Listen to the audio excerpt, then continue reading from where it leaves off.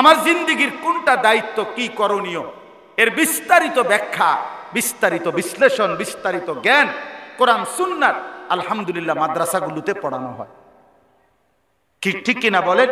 মাদ্রাসাগুলো খালেস দ্বীনের জন্য, ইসলামের জন্য, কোরআনের জন্য, সুন্নাহর জন্য।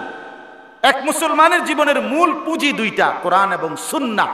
আর সেই কোরআন সুন্নাহর কেন্দ্র, মার্কাজ মাদ্রাসা। মাদ্রাসা টিকবে, পাওয়ার হাউস থাকবে। আমার শায়েখ আল্লামা মুফতি মুশতাকুন নবী সাহেব বলে, প্রত্যেকটা মহল্লার মাদ্রাসা হলো ওই এলাকাবাসীর জন্য বিদ্যুতের পাওয়ার স্টেশন। পাওয়ার স্টেশন মানে যেখানে মূল, ওইখানের সাথে লাইন থাকলে সব ঘরে ঘরে বাতি জ্বলে। পাওয়ার স্টেশনে বিদ্যুৎ বন্ধ হয়ে গেলে সব জায়গার বিদ্যুৎ বন্ধ হয়ে যায়। এজন্য বিশ্বাস করেন, প্রত্যেক অঞ্চলের মাদ্রাসা যদি সচল থাকে, খোদার কসম আপনাদের ঘরে ঘরে ঈমান ইসলামের নূর রং পৌঁছে যাবে। আমার পরম শ্রদ্ধেয় ওস্তাদ, একেবারে ছোট্টবেলায় আমি যার কাছে পড়ালেখা করেছি, বাংলাদেশের ঐতিহ্যবাহী স্বনামধন্য দ্বীনী প্রতিষ্ঠান দারুল আরকাম আল ইসলামিয়া বিবারিয়া মাদ্রাসার সম্মানিত শেখুল হাদিস হযরত মাওলানা মুফতি আব্দুল হালিম সাহেব দামাত বারাকাতুহুমুল আলিয়া, হুজুর আমার সরাসরি উস্তাদ। আমি ব্রাহ্মণবাড়িয়া দারুল আরকাম মাদ্রাসারই ছাত্র। ছোটবেলায় আমি সেখানেই পড়ালেখা করছি। তো আলহামদুলিল্লাহ, হুজুর আপনাদের মাঝে গুরুত্বপূর্ণ নসিহত করেছেন। আমি ব্যক্তিগতভাবে গত 40 দিন তাবলিগের সফরে ছিলাম উত্তরবঙ্গ দিনাজপুর জেলায়। আজকেই দুপুরবেলা 12:30টার দিকে কাকরাইল থেকে ফারেগ হয়েছি। সেখান থেকে বাসায় আইসা শুধু গোসল করছি আর 1 কাপ চা খাইছি, এই বিস্কুটও খাইছি। তা চা আবার কাফে না খাইয়া ফ্রিজে ডাইলে খাইছি, যাতে তাড়াতাড়ি হয়, ঠান্ডা হয়ে যায় তাড়াতাড়ি ফ্যানের নিচে। এই তারপরে আবার সাথে সাথে রওনা দিছি, যার কারণে আমার রাস্তাও ভাঙ্গা। আর আমাদের এই রোডে কংসনগর, দেবিদ্বার, কোম্পানিগঞ্জ এই জায়গাগুলোতে কিছুটা জ্যাম থাকে। যাই হোক, আলহামদুলিল্লাহ, এর পরেও এইটুকু সময়ে আল্লাহ তাআলা আসবার তৌফিক দিয়েছেন, আলহামদুলিল্লাহ। একেবারে অল্প একটু সময়, হাতে গোনা অল্প একটু সময় আপনাদের সামনে আমরা সামান্য 2-4টি কথাই আরজ করতে চাই। এর জন্য মেহেরবানি করে সকলেই আন্তরিকতার সাথে মনোযোগ দিয়ে শুনলে আমারও ভালো হবে, আপনাদেরও ভালো হবে। আমার প্রিয় বন্ধু হাফেজ মাওলানা আবু হানিফ, যিনি আমার এখন নিয়ে আসছেন এখানে, উনি আর আমি একসাথে দারুল আরকাম পড়ালেখা করছি। মূলত মাহফিলটা এই বন্ধুই আমারে দাওয়াতটা দিছে, এই জন্য আসলে আমি মানা করতে পারি নাই। তো এই জন্য আপনাদের কাছে অনুরোধ করছি, দয়া করে নওজোয়ান ভাই, মুরব্বী সবাই আমরা আন্তরিকতার সাথে শুনতে চেষ্টা করি। আল্লাহ তাআলা আমাদেরকে তৌফিক দান করে। পবিত্র কোরআনুল কারীমের 30 নম্বর পারা, 103 নম্বর সূরা, সূরাটার নাম সূরায়ে আসর। এই সূরার আপনাদের সামনে আমি এই মাত্র তেলাওয়াত করেছি। ছোট্ট সূরা, মাত্র 3টা আয়াত, 3টি আয়াত। ওয়াল আসর, এটা একটা আয়াত। ইন্নাল ইনসানা লাফি খুসর, এটা একটা আয়াত। আর বাকিটা অংশ এক আয়াত। ইল্লাল্লাযীনা আমানু ওয়া আমিলুস সালিহাতি ওয়া তাওয়াসাউ বিল হাক্কি ওয়া তাওয়াসাউ বিস সবর, এই এক আয়াত। এই মোট 3 আয়াত। সূরা কাউসার, এটাও 3 আয়াত বিশিষ্ট সূরা। ওইটা আরো ছোট, আর এটাও ছোট্ট সূরা, 3 আয়াত বিশিষ্ট সূরা আসর। কিন্তু কোরআনুল কারীমের তাফসীরের মধ্যে আছে সূরাটি যদিও ছোট্ট, অত্যন্ত গুরুত্বপূর্ণ, অনেক বেশি গুরুত্বপূর্ণ সূরা। একজন মানুষের জীবনে কর্তব্য কি আসলে? আমি আপনি যে মানুষ,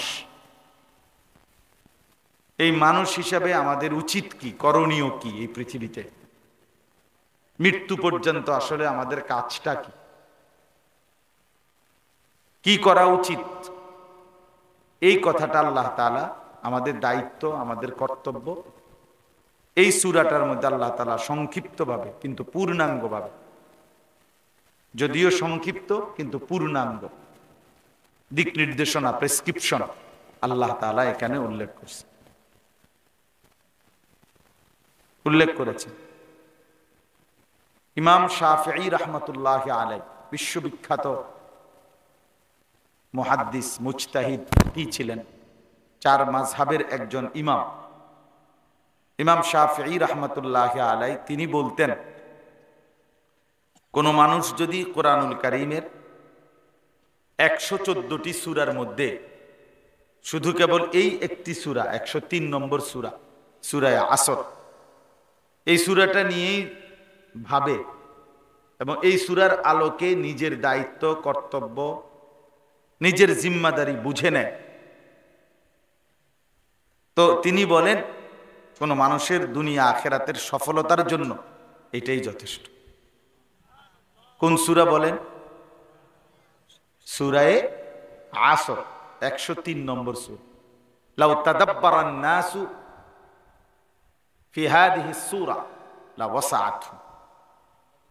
তিনি বলেন, ইমাম শাফিঈ, যদি মানুষ এই সূরাটির মধ্যেই ভাবতো, তাদাব্বুর করত, ফিকির করত, চিন্তা ভাবনা করত, তো তার জন্য যথেষ্ট। রাসূলুল্লাহ সাল্লাল্লাহু আলাইহি ওয়াসাল্লামের সাহাবী উবাইদুল্লাহ ইবনে হিসেন, একজন সাহাবীর নাম, রাদিয়াল্লাহু তাআলা আনহু, উবাইদুল্লাহ ওনার নাম। তাফসীরের মধ্যে লিখছে, তিনি বর্ণনা করছেন, ওই সাহাবী বলেন, আমি আমার আরেকজন সাহাবী ভাইয়ের সাথে চুক্তি করে নিয়েছিলাম, আমরা 2 জন, যে আমরা প্রতিদিন কমপক্ষে একবার, একজন আরেকজনকে, আমি একবার তাকে, সে একবার আমাকে, সূরা আসর এই সূরাটা একবার হলেও শুনাইয়া তারপরে বিদায় নেব, আলাদা হব। এই ছিল ওনাদের আমল। অর্থাৎ প্রতিদিন একবার উনি ওই সাহাবী ভাইকে শুনাইতেন, সাহাবী আবার উনি ইনাকে শুনাইতেন।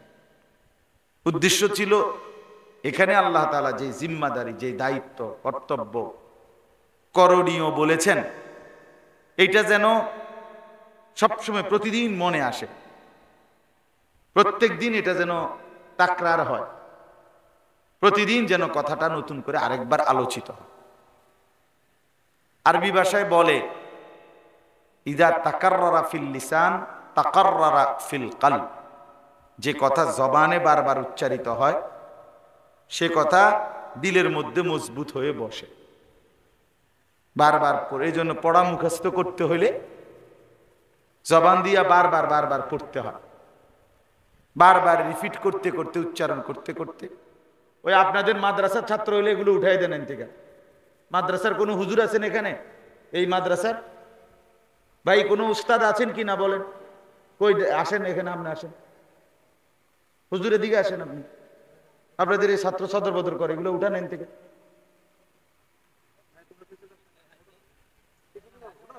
যাও এখান থেকে, উঠো, ফসর মসর করো না, যাও বাবা, যাও পিছনে যাও।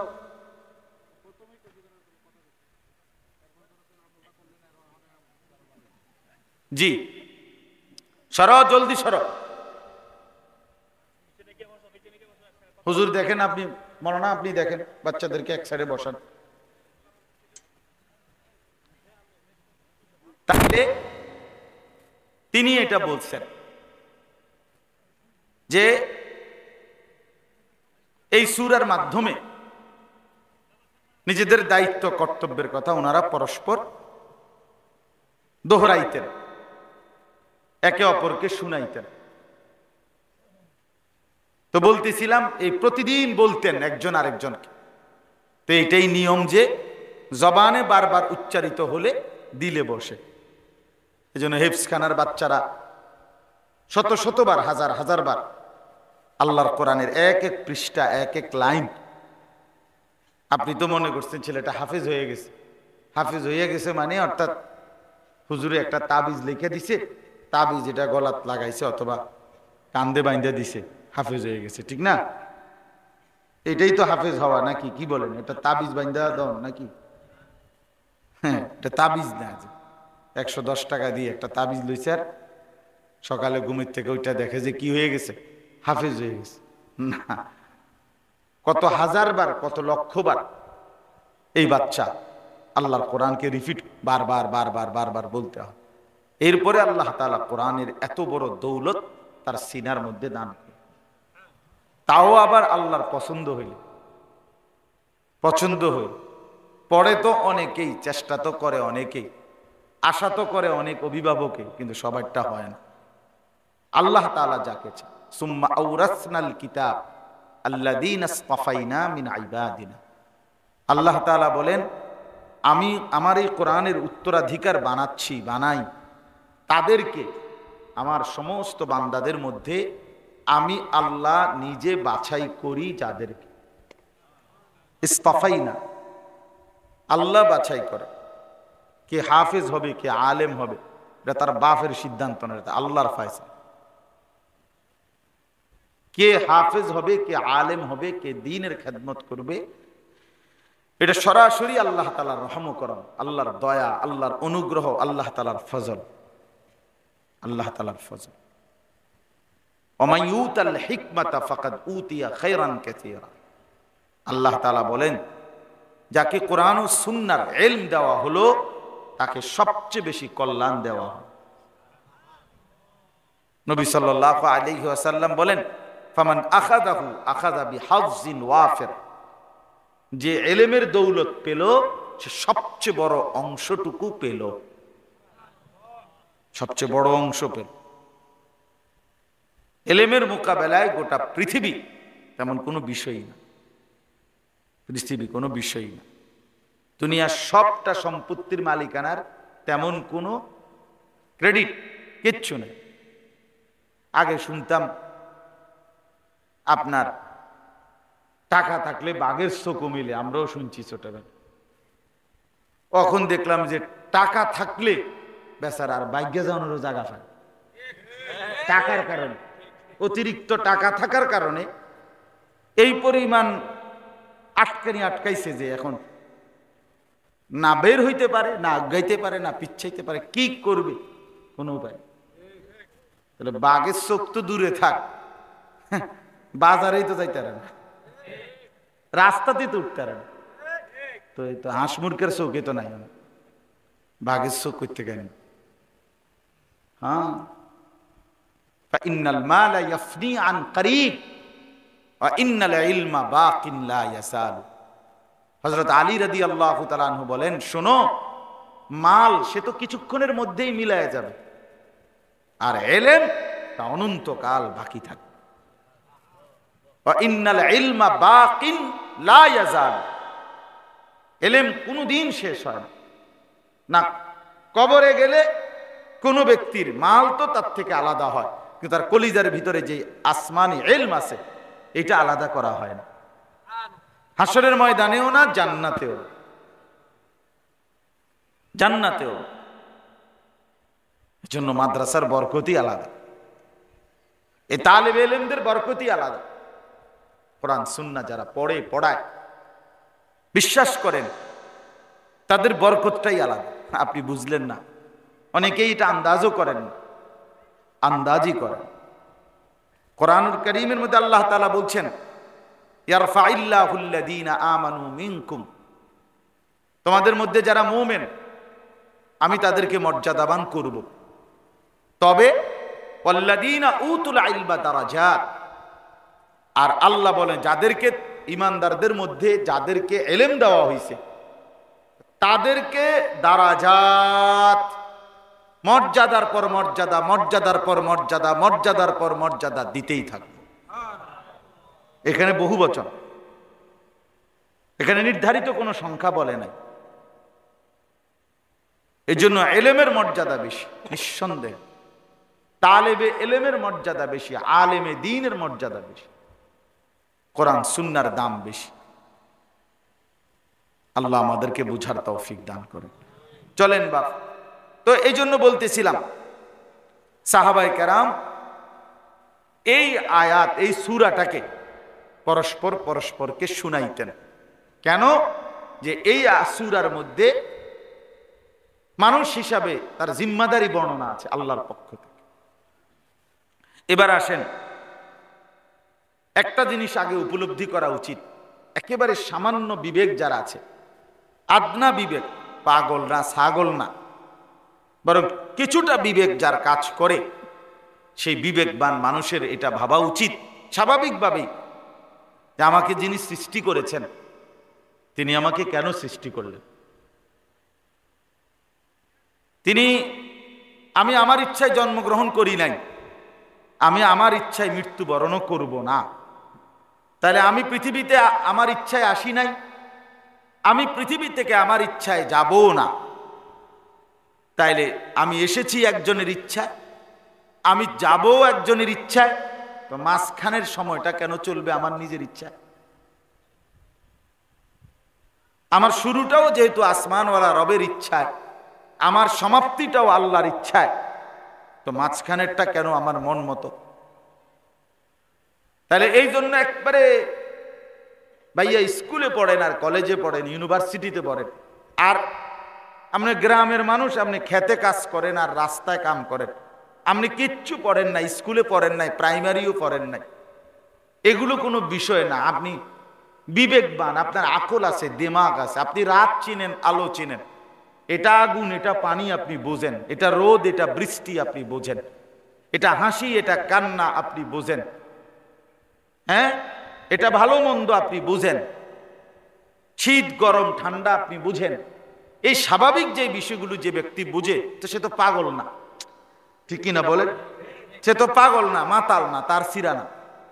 তাহলে এতটুকু আকল দিমাগ যার আছে তারই এটা বোঝা উচিত যে আমাকে যিনি সৃষ্টি করলেন তিনি কেন পাঠাইলেন, আমি কেন আসলাম, আমি করছি কি, আমার উচিত ছিল কি, আমি যাব কোথায়, আর সেজন্য আমার কোনো প্রস্তুতি আছে কিনা। কোরআনুল কারীমের মধ্যে আল্লাহ তাআলা বলেন, আফা হাসিবতুম আন্নামা খালাকনাকুম আবাসান, আমার বান্দা তোমরা কি তাহলে এই ভেবেছো যে আমি তোমাদেরকে আবাস, অনর্থক, বেহুদা এমনি এমনি বানাইছি, এমনি এমনি, এটা তামাশা, তুমি হাসবা, খাইবা, ঘুমাইবা, পেশাব করবা, রাইতলে চিত্তিয়া ঘুমাইবা, সারাদিন মোবাইল টিপবা, অথবা পান খাইবা, বন খাইবা, বিড়ি খাইবা, চা খাইবা, গপ মারবা, চল্লক কইবা, গল্প কইবা, কিচ্ছা কইবা, হাসা হাসি, ঠাট্টা মস্কারি, হ্যাঁ, তুমি এই তামাশায় জিন্দিগি কাটাইয়া দিবা। তোমার মতো আশরাফুল মাখলুকাত, সৃষ্টির সর্বশ্রেষ্ঠ হিসাবে তোমাকে বানিয়ে, এই আমার উদ্দেশ্য? বলো কি বলো? ওয়ালাকাদ কাররামনা বানি আদম, আল্লাহ তাআলা বলেন আমি নিজে আদম সন্তানদেরকে সম্মানিত করেছি। লাকাদ খালাকনাল ইনসানা ফি আহসানি তাকওয়িম, আল্লাহ বলে বান্দা বিশ্বাস করো, চারটা কসম করে আমি আল্লাহ বলছি, আমি মানুষকে সবচেয়ে সুন্দর করে বানিয়েছি, সবচেয়ে সুন্দর করে। ওয়ালাকাদ খালাকনাকুম সুম্মা সাওয়ারনাকুম, আল্লাহ বলেন শোনো, আমি তোমাদেরকে বানিয়েছি, আমি নিজেই তোমাদেরকে সাজিয়েছি, বানাইছিও আমি, সাজাইছিও আমি বানালাম, আমি সাজালাম, সৃষ্টি করলাম আমি, অঙ্গ প্রত্যঙ্গগুলো লাগাইলাম আমি, সামঞ্জস্যপূর্ণ করে দিলাম আমি, এবং রং ঢং আকৃতি সাইজ ভাষা শব্দ উচ্চারণ হার যোগ্যতা আমি আল্লাহ দিয়েছি। তুমি হাসো তো সে আমার ইচ্ছা, তুমি কাঁদো তাও আমার ইচ্ছা, তুমি কদম বাড়াও সে আমার ইচ্ছা, তুমি হাত নাড়াও তো আল্লাহর ইচ্ছা। সমস্ত কিছু কার ইচ্ছায় বলে? আল্লাহর ইচ্ছা। আল্লাহ চান বলেই হয়, আল্লাহ না চাইলে কিছুই হতো না। আল্লাহ চান নাই বলেই তো প্যারালাইজড লোকটা আর হাত নাড়তে পারে না। আল্লাহ চান নাই বলেই তো অন্ধ লোকটা চোখে দেখে না। এই জন্য আল্লাহ তাআলা এটা বলছেন, বান্দা কেমনে তুমি ভাবলা যে আমি তোমাকে বেহুদা বানাইছি? ওয়া আন্নাকুম ইলাইনা লা তুরজাউন, এও কি ভেবেছো যে তুমি আমার কাছে আসতে হবে না? কি মনে করছো? এতবার বললাম কথাটা বান্দা, তবু তুমি কি মনে মনে ভাবতেছো? তুমি এরম যে করো কিন্তু আসলে কি? আমরাই মনে করেন জিজ্ঞাসা করলাম যে আসলে কি? হ্যাঁ নওজোয়ান, তুমি যে কোনোদিনই ফজরের নামাজ পড়ো না, আসলে কি বিষয়টা কি? মানে তুমি তোমার কি মনে করতেছ? হ্যাঁ এই গাদ্দারি, এই মাতব্বরি, এই অহংকার কি ভাবতেছ? আল্লাহ বলছেন আমি আমার কাছে আসতে হবে না।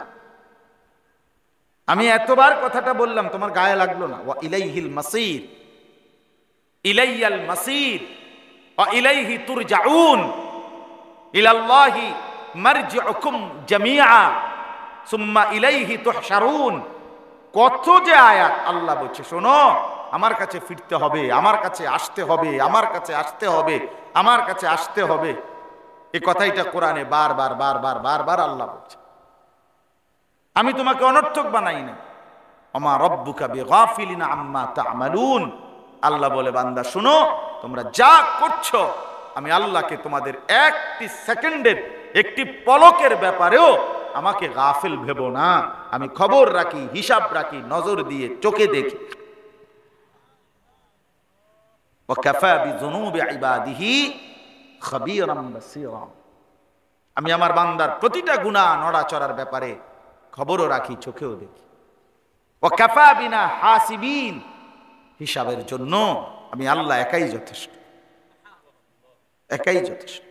ওয়া কাফা, যথেষ্ট। আল্লাহ বলে আহসাহুল্লাহু ওয়া নাসু। আল্লাহ বলে, বান্দা আমি গুনে রাখছি, তুমি ভুলে যাচ্ছ, তোমার মনে নাই, কিন্তু আমি আল্লাহ মনে আছে। ফায়ুনাব্বিউকুম বিমা কুনতুম তা'মালুন।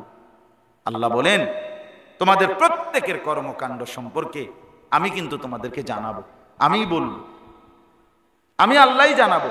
ফায়ুনাব্বিউহুম বিমা আমিলু, কত আয়াত আল্লাহ তাআলা বলছে।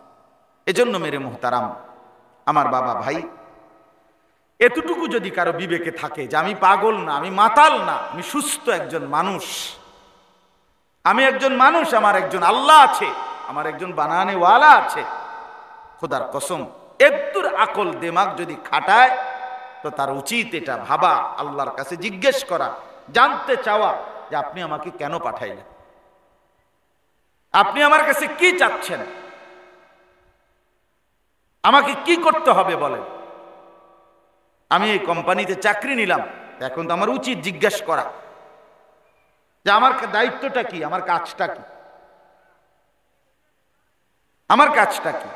তো আমরা তো কালেমা লা ইলাহা ইল্লাল্লাহ মুহাম্মাদুর রাসূলুল্লাহ এটা তো পড়লাম, বললাম যে আমি এটা মানি, আমি স্বীকার করি যে আমি মুসলমান, আমি নিজেই বলতেছি ভাই আমি মুমিন, আমি মুসলমান।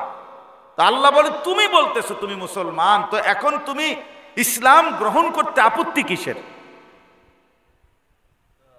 তুমি বললা তুমি আল্লাহর উপরে ঈমান আনছো, তুমি বললা লা ইলাহা ইল্লাল্লাহ, বান্দা এই জন্যই তো তোমারে নামাজ পড়তে বললাম।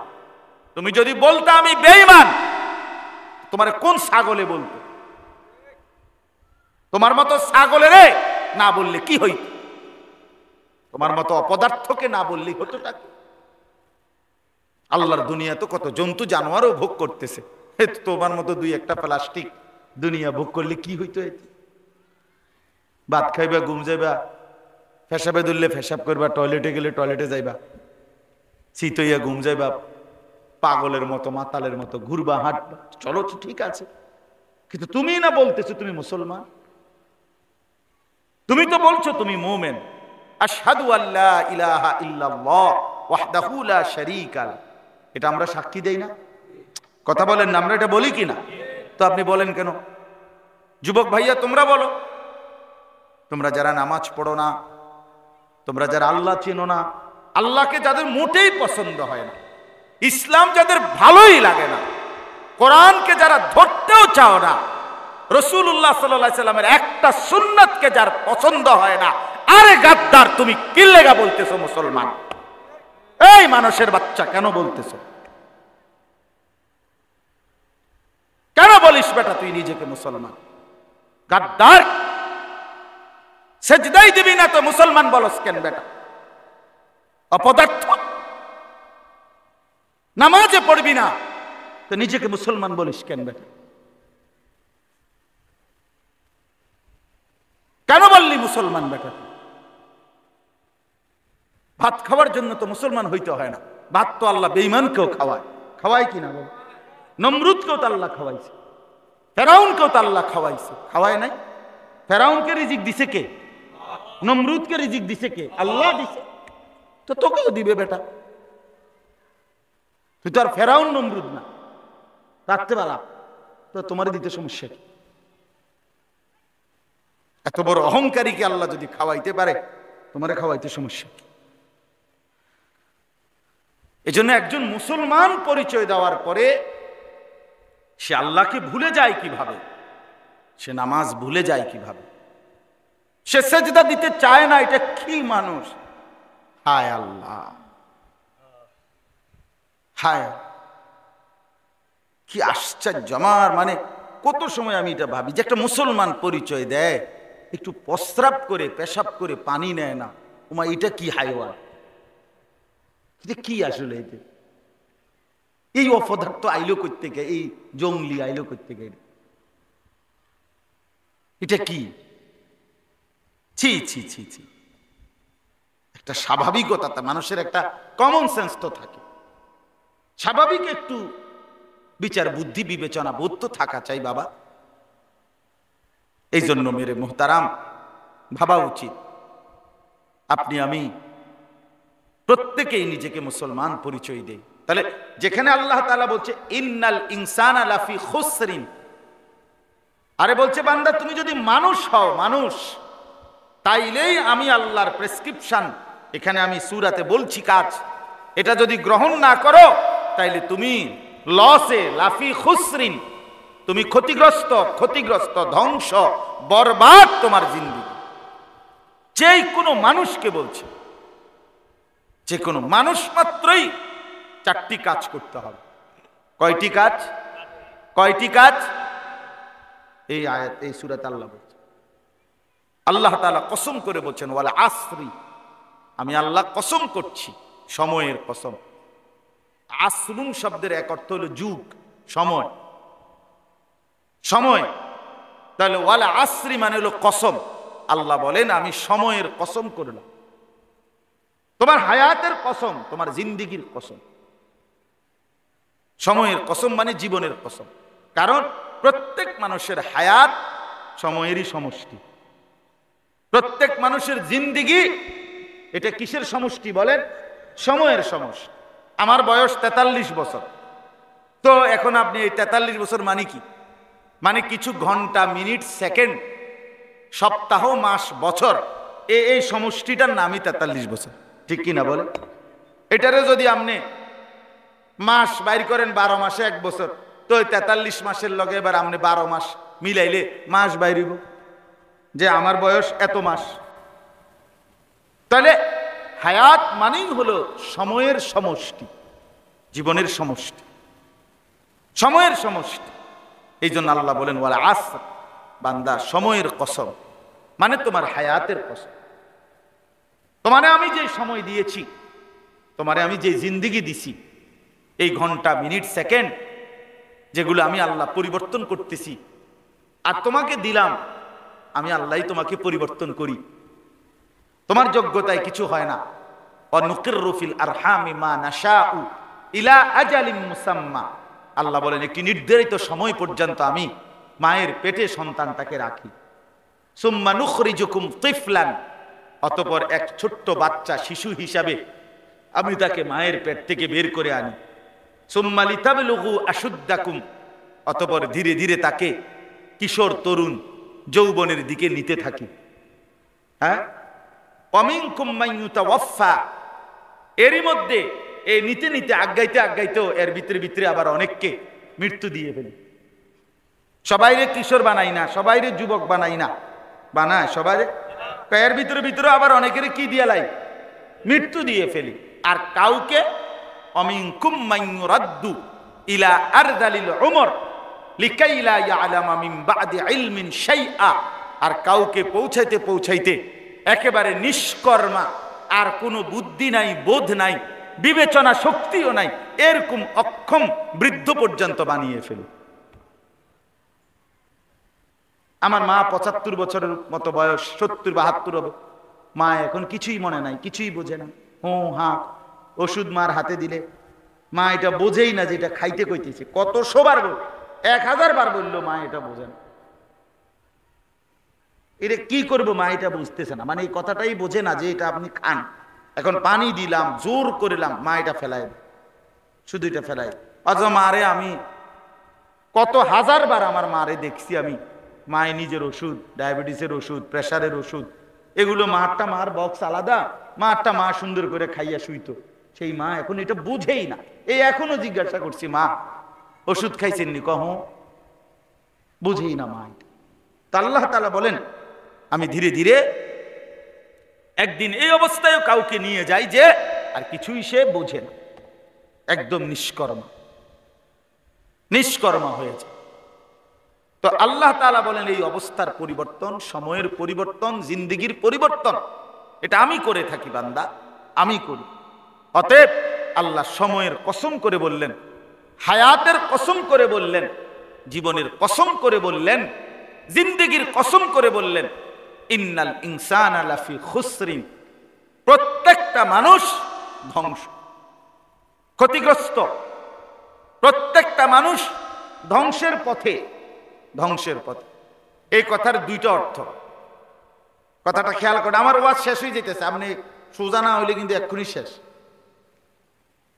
আপনার এই কথাটার দুই অর্থ। এক হলো এই আমাদেরকে আল্লাহ তাআলা যেই হায়াত দিছেন, পুঁজি, এটা মনে করেন আমাকে একটা পুঁজি, কাউরে 60, কাউরে 30, কাউরে 40, কাউরে 45, যদিও অনির্দিষ্ট, আমরা জানি না, কিন্তু একটা হায়াত আছে আমাদের, ঠিক কিনা বলেন না কেন? কমক বেশক আছে কিনা আমাদের একটা হায়াত। তাহলে এই যে পুঁজিটা আল্লাহ তাআলা এটা বুঝাইছে, এই যে তোমার হায়াত দিলাম, জীবন দিলাম, লাফি খুসরিন, এটা প্রতি মুহূর্তে ধ্বংস হচ্ছে, শেষ হচ্ছে আর কি। এটা বরফের চাকা যেটা প্রতি মিনিটেই গলতে থাকে। হায়াত ঠিক এরকম, প্রতি সেকেন্ডে যেটা কমতেই থাকে, যেতেই থাকে। আমি ঘুমাইছি 10টায়, আমার ঘুমের মধ্যে রাইখা সময় আমার উপরে দিয়ে চলে গেল 6 ঘন্টা। ওইটা দেখি আমি আর 10টা নাই, ঘড়ি চলে গেছে কি 4টা। কথার কথা। তাইলে এই মানে আল্লাহ তাআলা বললেন, বান্দা তোমাদের প্রত্যেককে আমি যেই হায়াত দিলাম, কসম করে বলছি এটা কিন্তু ধ্বংস হচ্ছে। কোন যুক্তিতে কামে লাগাইলেও ধরে রাখতে পারতা না, আর কাজে না লাগাইলেও ধরে রাখতে পারতা না। আল্লাহর যদি খুশিও করে দাও তাইলেও হায়াত শেষ হয়ে যাবে, আল্লাহকে যদি নারাজও করে রাখো তাইলেও হায়াত শেষ হয়ে যাবে। ফজরের নামাজ পড়লেও জোহরের ওয়াক্ত হবে, ফজরের নামাজ না পড়লেও জোহরের ওয়াক্ত কি হয়ে যাবে, আগামীকালকের ভোর চলে আসে। অতএব আল্লাহ তাআলা বলে এই এক অর্থ। আরেক অর্থ হইল, বান্দা হায়াতের কসম করে বলছি, সময়ের কসম করে বলছি, জিন্দেগির কসম করে বলছি, সামনের আয়াতে আমি 4টা কাজ দিলাম, এই 4টি কাজ যদি তোমরা না করো তাইলে তোমরা ধ্বংস, ক্ষতিগ্রস্ত, তোমরা বরবাদ, কবরও বরবাদ, আখিরাতও বরবাদ, পরকালে বরবাদ। তাহলে কয়টা কাজ? 4টা কাজ। আল্লাহ বলেন ইল্লাল্লাযীনা আমানু, এই একটা কাজ, ওয়া আমিলুস সালিহাত, এই 2য় নম্বর কাজ, ওয়া তাওয়াসাউ বিল হক, এই হলো 3য় নম্বর কাজ, ওয়া তাওয়াসাউ বিস সাবর, এই 4 নম্বর কাজ। এ কয়টা হলো? চারটা। এক নাম্বার, ইল্লাল্লাযীনা আমানু, নিজেকে পূর্ণ ঈমানওয়ালা বানাও। যতক্ষণ পর্যন্ত নিজেকে পূর্ণ ঈমানদার না বানাবা ততক্ষণ তুমি লস, ক্ষতিগ্রস্ত, বরবাদ। দুই নাম্বার, ওয়া আমিলুস সালিহাত, সমস্ত নেক আমল, একটা দুইটা তিনটা চারটা না। শুধু নামাজ পড়ো কিন্তু হালাল খাও না, শুধু রোজা রাখো কিন্তু নামাজ পড়ো না, নামাজও পড়ো রোজাও রাখো কিন্তু পর্দা করো না, জুমাও পড়ো কখনো কখনো, মাগরিবও পড়ো কিন্তু ফজরের নামাজ কখনোই পড়ো না। কথার কথায় দুইটা আছে তিনটা নাই, তিনটা আছে চারটা নাই, একটা আছে চারটা নাই। আল্লাহ নবী সাল্লাল্লাহু আলাইহি ওয়াসাল্লাম বলেন, ঈমানের ৭৭টির মতো শাখা রয়েছে। এই ঈমানের ৭৭টা শাখা তুমি মুমিন বুঝাই দিতে হবে। রাসূলুল্লাহ সাল্লাল্লাহু আলাইহি সাল্লাম 23 বছরে ইসলামের নামে যত কিছু পেশ করছেন আল্লাহর পক্ষ থেকে, যা করণীয় তাও করতে হবে, যা বর্জনীয় তাও ছাড়তে হবে, সবগুলো, সবটা। ওয়া আমিলুস সালিহাত, এটা বহুবচন, বহুবচনের শব্দ। তো আল্লাহ তাআলা বলেন পূর্ণ ঈমানদার হবে, সমস্ত নেক আমল করবে। এ কয়টা হলো ভাই? দুইটা।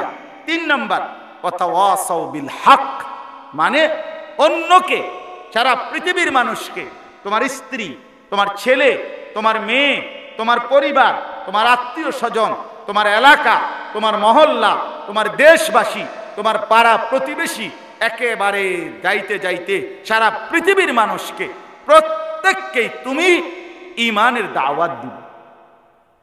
নিজে যেমন পূর্ণ মুমিন হবা, এই ঈমানের নিয়ামত তুমি অন্য মানুষদেরকে গ্রহণ করার জন্য দাওয়াত দিবা। ওয়াতাওয়াসাউ বিল হকের মূল অর্থ এটাই। আর 4 নাম্বার হলো ওয়াতাওয়াসাউ বিস সাবর, সমস্ত নেক আমলের দাওয়াত অন্যকে দিবা। শুধু দাওয়াত বলার জন্য বলা না, ওসিয়তের মতো বলা। কোন মানুষ মৃত্যু পথযাত্রী, মানে মৃত্যুর মুখোমুখি হয়ে শেষ টাইমে যেই কথাগুলো বলে, এগুলোরে আমরা কি বলি? এরকম ভাবে বলবো, এমন গুরুত্ব দিয়ে বলবা যেন মনে হচ্ছে তুমি তোমার জীবনের আখিরি কথা বলতেছো। এক মানুষকে এভাবে দাওয়াত দিব, আল্লাহর কথা এভাবে বলবা, এভাবে ছেলেটাকে ফিরাইতে চেষ্টা করেন, এভাবে মেয়েটাকে ফিরাইবেন, এভাবে এলাকাবাসীকে আল্লাহর দিকে ডাকার চেষ্টা করা, যেন আমি আমার জিন্দেগির আখিরি ওসিয়ত বলতেছি, আমার শেষ উপদেশ বলতেছি, এই পরিমাণ দরদ মাখা ভাবে বলা। তাইলে অনেক ব্যাখ্যা আছে, আমি প্রথমেই বলছি আমার সময় নাই, এই জন্য আপনাদের কাছে আমি 4টা কথা বললাম। নিজেকে পূর্ণ ঈমানদার বানাইতে হবে, আমার ঈমানের মধ্যে যেন কোনো কুফর না আসে, শিরিক না আসে, আমার ঈমানের ৭৭টা শাখা যেন একবারে লিস্টি চাইয়া চাইয়া যেন আমি বুঝাইয়া দিই। আমরা বাজার খরচ যারা, বিশেষ করে মুদি বাজার, ওই যে চাল, ডাল, তেল, পেঁয়াজ, রসুন, আদা, সাবান, টয়লেট পেপার, নুডলস, এডি যেভাবে মহিলারা লেখা দেয় কাগজে, এডি আনবেন, পরে এবার দাগ দিয়ে দিয়া আবার কি করে একটা একটা করে হিসাব করে করে কিনা আনে। এরকম রাসূলুল্লাহ সাল্লাল্লাহু আলাইহি ওয়াসাল্লাম বলেন, ঈমানের ৭৭টা শাখা গুনে গুনে দাগ দিয়ে দিয়ে বুঝাই দিবা, যে একটা একটা করে দেখা আমার মধ্যে আছে কোনটা, নাই কোনটা, যেটা আছে আলহামদুলিল্লাহ, যেটা নাই সেটা জলদি গ্রহণ করা। আর কি? সমস্ত বন্দিগি, ওযু, গোসল, নামাজ, রোজা, জিকির, তেলাওয়াত, তাহাজ্জুদ, দান, সাদাকা, আল্লাহর রাস্তায় খরচ করা, এই সবগুলো নেক আমল করতে হবে। সমস্ত গুনাহ ছাড়তে হবে। গুনাহ ছাড়া নেক আমল করা, দুইটা মিললে হয় নেক আমল, দুইটা মিললে হয় তাকওয়া, দুইটা মিললে হয় মুত্তাকি, আল্লাহওয়ালা, দিনদার, ফরহেজগার। হ্যাঁ হ্যাঁ, যে বেটা নামাজও পড়ে, বিড়িও খায়, এবারটা কোনো দিনদার না, ফরহেজগার না, এবারটা নামাজি। এবারটা কি? হ্যাঁ, শুধু নামাজি এবারটা, কিন্তু এবারটা দিনদার না, ফরহেজগার না, মুত্তাকি না। মুত্তাকি হলো দুইটা মিললে হয়, নেকগুলো, আদেশগুলো গ্রহণ করা, গুনাহগুলো বর্জন করা, দুইটা মিললে হয় আপনার নেককার। দিনদার, ফরহেজগার, মুত্তাকি। তাইলে আল্লাহ বলেন পূর্ণ ঈমান, পূর্ণ নেক আমল এবং অন্যদেরকে ঈমানের দাওয়াত, অন্যদেরকে নেক আমলের দাওয়াত, এই চারটাই। অর্থাৎ আপনি যেমন ঈমান ঠিক করবেন, আপনি এরকম ঈমানের মেহনত মানুষকে বলবেন।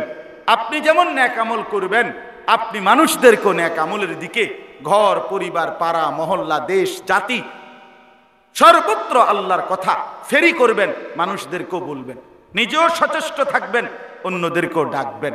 তাহলে কয়টা হলো ভাই? বাবা বলেন কয়টা হলো? চারটা। তাইলে আজকে এই সংক্ষিপ্ত সময় আপনাদের কাছে আমি এই সবকটাই বললাম।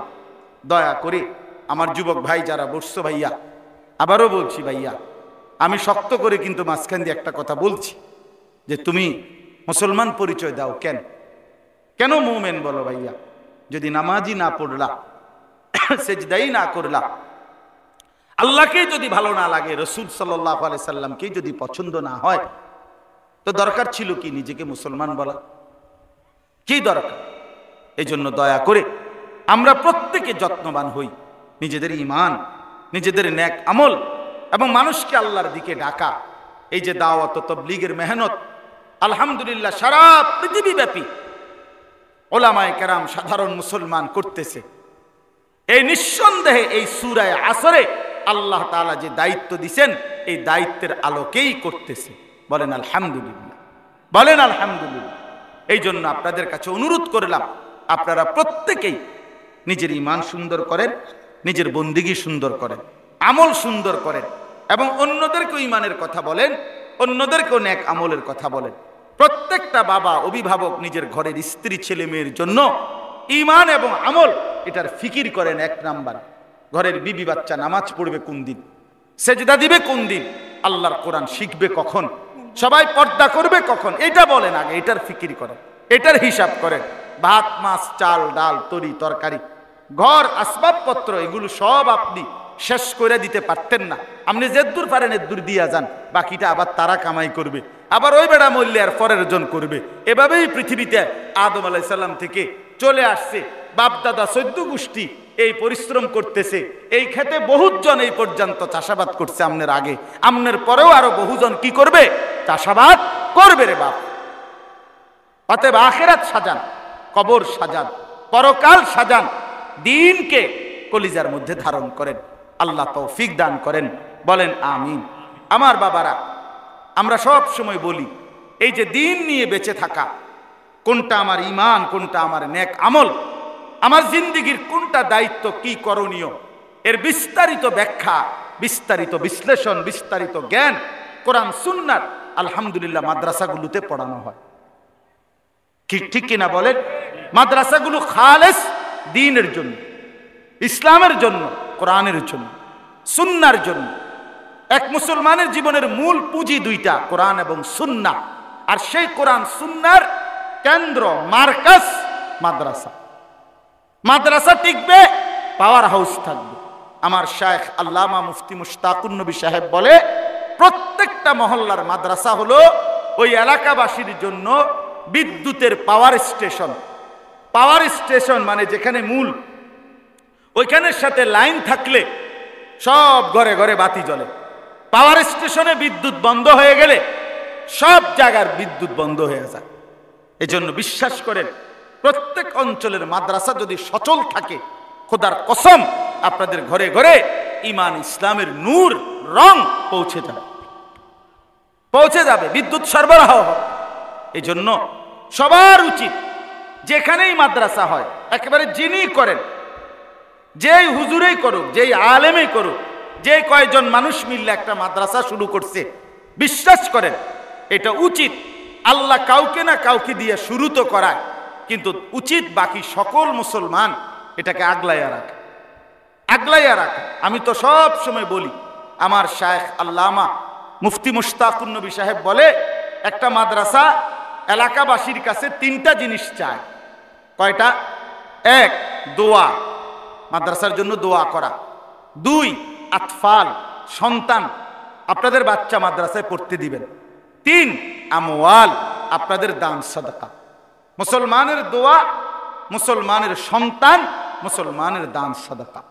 এই তিন জিনিস দিয়ে কোন মুসলমান যদি মাদ্রাসার সাথে সম্পর্ক রাখে, হুজুর বলেন কয় যে ইনশাআল্লাহ আমি আমার আল্লাহর কাছে আশাবাদী, এই চাচা, এই বাবা, এই ভাই ইনশাআল্লাহ ইনশাআল্লাহ হাসরের ময়দানে এই মাদ্রাসাওয়ালাদের সাথে, তালেবে ইলম এবং উলামাদের সাথেই একসাথে দাঁড়াবে, কোনো সন্দেহ নেই ইনশাআল্লাহ। এই জন্য বাবারা আমার, আপনাদের কাছে আমার শেষ অনুরোধ, এই 10টা মিনিট আমারও দেরি করায়েন না, আপনারাও কষ্ট নিয়েন না, মেহেরবানি করে আজীবন আপনারা দান করেন, এখনো করবেন। মাদ্রাসাকে দিলে আপনি ঠকবেন না। আপনি এ পর্যন্ত আল্লাহর জন্য, আল্লাহর নবী সাল্লাল্লাহু আলাইহি সাল্লাম ওয়াদা দিয়া বলছে যে হজ করে কেউ ফকির হয় না, আল্লাহর জন্য খরচ করলে সে গরিব হয় না। আমরা বুজুর্গদের কথা শুনছি, বুজুর্গরা বলে যে আল্লাহ ডাক দিয়া বলে, বান্দা আমার জন্য ত্যাগ করো, আমি যদি তোমাকে বিনিময়ে তার চাইতে বেশি না দেই তো আমি আল্লাহকে তুমি বান্দা খোঁটা দিও, খোঁটা দিও যে কি ব্যাপার আপনি বললেন বেশি দিবেন। তা আল্লাহ বলে, বান্দা তোমার মতো বান্দা আমার মতো মালিককে খোঁটা দিবা, আমি এমন মালিক না। অতএব মুচকে লিয়ে ছোড় কে দেখ, আমার জন্য ছেড়ে দেখো, দিয়ে দেখো। এই জন্য দয়া করে ওয়ুরবিস সাদাকাত, আল্লাহর ওয়াদা, আল্লাহ বলছেন আমি সাদাকা, প্রতিটা দান আমি রব্বুল আলামিন বৃদ্ধি করে থাকি, বাড়াইতে থাকি, বাড়াইতে থাকি, বাড়াইতে থাকি। এই জন্য মেহেরবানি করে এই যে মাদ্রাসার কাজটা, মাশাআল্লাহ এই কাজটা চলতেছে, আপনারা যদি দয়া করে 107 ফুট লম্বা, এই সবার ভালোবাসা নিয়েই মাদ্রাসা হয়, অল্প অল্প করেই হয়, সবার আন্তরিকতা নিয়েই হয়। দয়া করে আল্লাহর ওয়াস্তে, আল্লাহর জন্য মেহেরবানি করে আপনারা হিম্মতের সাথে একটু বলেন যে ইনশাআল্লাহ। জি, আমাদের হাফেজ আবু হানিফ ভাই আমার বন্ধু, তিনি 1000 টাকা দিয়ে শুরু করলেন, আল্লাহ কবুল করে নেন। কই রাখুন হুজুর এনে আসেন, হুজুর বলেন। হাজী ফজলু মিয়া 5000 টাকা, আল্লাহ কবুল করেন, আলহামদুলিল্লাহ, আল্লাহ মেহেরবানি করেন। জি ভাই বলেন, 1000 টাকাই বলেন, 2000 টাকাই বলেন, 5000 টাকাই বলেন, হ্যাঁ অল্প অল্প করে বলেন। সবাই মিলে অংশগ্রহণ করলে দেখেন, বন্যার্ত মানুষের জন্য সবাই মিলে হাত বাড়াইছে, বন্যার্ত মানুষের জন্য আলহামদুলিল্লাহ সারা দেশের মানুষ ভালোবাসা দিয়া, মহব্বত দিয়া সহযোগিতা করছে কিনা বলেন। তো আল্লাহ তাআলার বরকতে সবার জরুরত আল্লাহর দয়া পূরণ হয়ে গেছে, মাদ্রাসাও পূরণ হয়ে যাবে ইনশাআল্লাহ। নুরুল ইসলাম ভাই কি না, নুরুল ইসলাম ভাই দনাশি 2000, দলাশি দনাশি, আচ্ছা নুরুল ইসলাম ভাই 2000 টাকা, আল্লাহ কবুল করেন। জি ভাই বলেন না, বলেন হিম্মত করে বলেন, পরে দিয়েন, বাড়ির থেকে গিয়া দিয়েন, কালকে পরশু, মাশাআল্লাহ রমজান, আল্লাহ কবুল করে। নওজোয়ান ভাই 500 টাকা দিছে, আল্লাহ মেহেরবানি করে। আর জি চাচা, ও ভাই ভিতরে যাইতে হবে তো, মাদ্রাসার ওস্তাদ ভিতরে যাইতে হবে, কেউ টাকাটা দিলে নিতে হবে টাকা। মাদ্রাসার হুজুর ঢুকেন ভিতরে,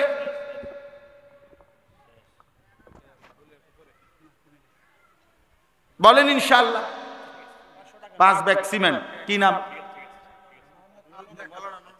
মাওলানা নুরউদ্দিন ভাই।